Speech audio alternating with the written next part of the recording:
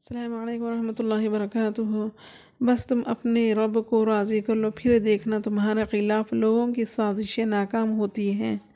جب انسان اپنے رب پر اس قدر بھروسہ کر لیتا ہے کہ اس کے علاوہ کوئی بھی اس کی ضرورت پوری کرنے والا نہیں، تو اللہ بھی اپنے بندے کو مایوس نہیں لوٹاتا۔ جب اللہ کسی کو پسند کرتا ہے تو اس کی پریشانیاں بڑھا دیتا ہے تاکہ اسے اپنے قریب کر سکے۔ جنت وہ واحد شاندار جگہ ہے جہاں جانا تو سب چاہتے ہیں مگر جلدی کسی کو نہیں۔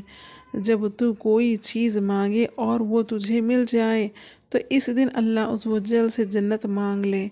ہو سکتا ہے وہ دن تیرے لیے قبولیت کا دن ہو۔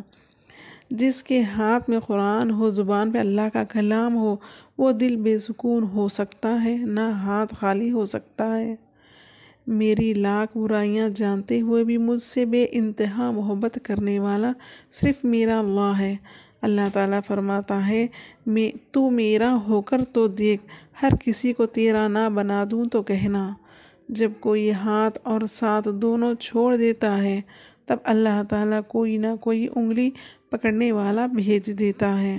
قرآن پڑھا کرو، بے شک میرے رب نے اس میں ہر مسئلے کا حل رکھا ہے۔ جو ہو رہا ہے اسے ہونے دو، تمہارے رب نے تمہاری سوچ سے بہتر تمہارے لیے سوچ رکھا ہے۔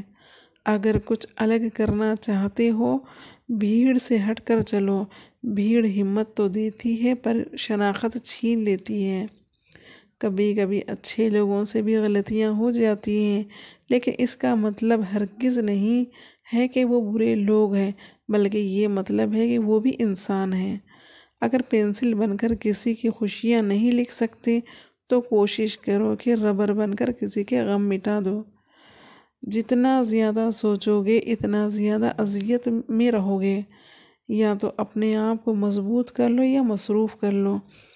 کسی کے صبر کا امتحان نہ لیا کرو، میں نے ایسا کرنے والوں کو اکثر پچھتاتے دیکھا ہے۔